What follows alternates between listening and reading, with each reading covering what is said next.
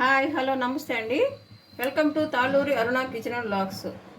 బంగాళదుంప పచ్చిపప్పు వేసి కర్రీ చేస్తున్నానండి. తయారు చేసే విధానము: ముందుగా బౌల్ పెట్టుకున్నాను. స్టవ్ మీద నీళ్ళంతా వినిగిపోయిన తర్వాత ఆయిల్ వేసుకుంటున్నాను.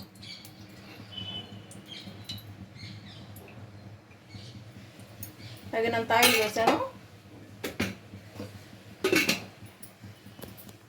ఆయిల్ వేడెక్కిందండి. ఎండుమిర్చి, ఆనియన్స్, పచ్చిమిర్చి, కరివేపాకు.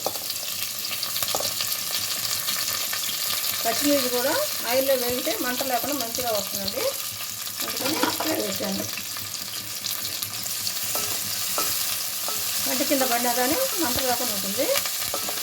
కర్రీలో కలిసిపోతున్నాను అన్నమాట.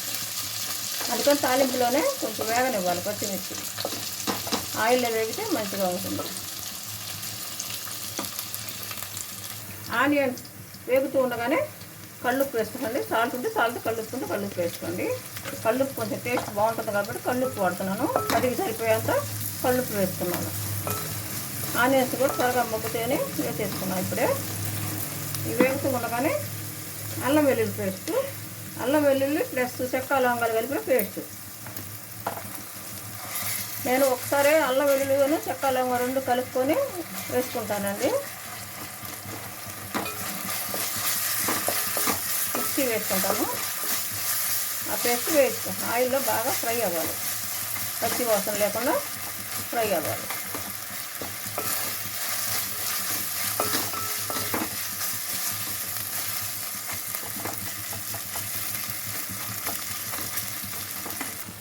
పావు స్పూన్ పసుపు వేసుకుంటున్నాం.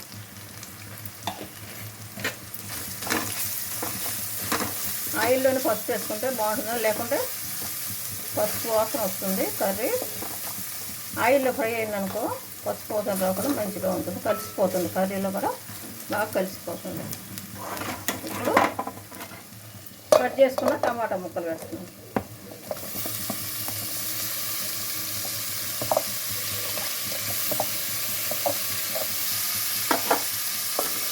త్వరగానే అయిపోద్దండి. బంగాళదుంపలు పచ్చిపప్పు రెండు ఉడికించుకున్నాను కదా ముందుగానే కుక్కర్లో, త్వరగానే అయిపోతుంది. అవి రెండు రెడీగా ఉంటే తాలింపు వేసుకోవడం కదా తొందరగా అయిపోతుంది. ఎందుకంటే లెంత్ ఎక్కువ వస్తుందని ఉడికించడం ఉడికించలేదు. బంగాళదుంపలను పచ్చిపప్పు రెండు కుక్కర్లో పెట్టి ఉడికించుకున్నాను. టమాటాలు ఆయిల్లో బాగా మగ్గుతున్నాయండి. మనం మూత పెట్టేసి ఒక 2 మినిట్స్ అలా వదిలేసామనుకో ఆవిరి నీళ్ళకి ఆయిల్కి మొత్తం మగ్గిపోతుంది. మూత పెట్టి తీసానండి. పచ్చిపప్పు వేసుకుంటున్నానండి. ఉడికించిన పచ్చిపప్పు, నెక్స్ట్ ఉడికించిన బంగాళదుంప ముక్కలు,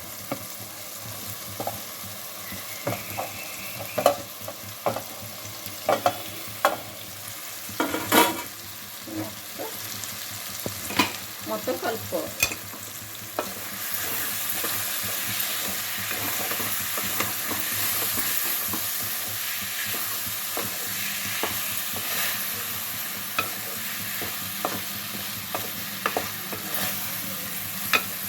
చాలా కిలంత కారం వేసుకున్నాం.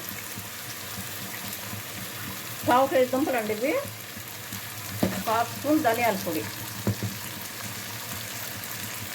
పావు స్పూను గరం మసాలా. మొత్తం ఒకసారి కలుపుకోవాలి. ముక్కలకి మనం వేసిన మసాలా కారం అన్నీ పట్టాలి కదా. ఆయిల్లో ఒక 2 మినిట్స్ అట్లా కలుపుతూ ఉండాలి.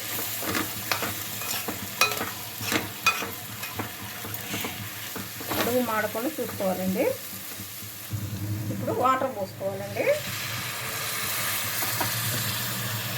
ఒక గ్లాస్ సుమారును వాటర్ పోసుకొని కొత్తిమీర వేసుకోవాలి.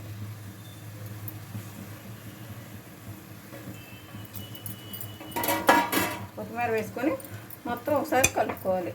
కొత్తిమీర ఫ్లేవరు కర్రీకి బట్టి బాగుంటుంది. నేను కొత్తిమీర కొంచెం ఎక్కువే వాడతానండి. ఆరోగ్యానికి కూడా మంచిది కదా.